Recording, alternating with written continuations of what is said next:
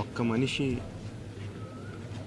అన్ని రంగాల్లో అన్ని ఇన్స్టిట్యూషన్స్ ఎస్టాబ్లిష్ చేసి, అంటే ఏదో ఒక ఇన్స్టిట్యూషన్ ఎస్టాబ్లిష్ చేయడం కాదు, దాంట్లో ఉన్న విధి విధానాలు కానీ పని విధానాలు కానీ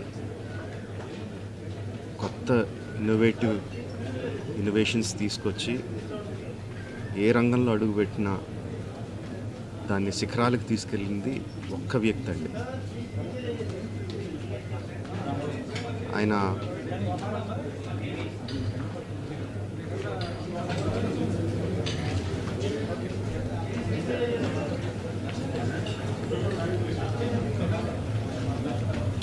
ఎంతోమందికి మార్గదర్శకంగా నిలిచారు,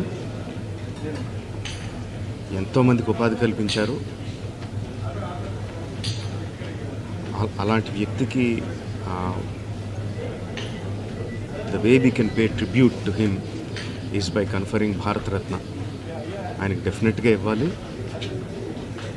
ఆయనకి ఇవ్వడం సముచితమని రెండు రాష్ట్ర ప్రభుత్వానికి కేంద్ర ప్రభుత్వానికి కూడా మనవి చేసుకుంటున్నానండి. Thank you.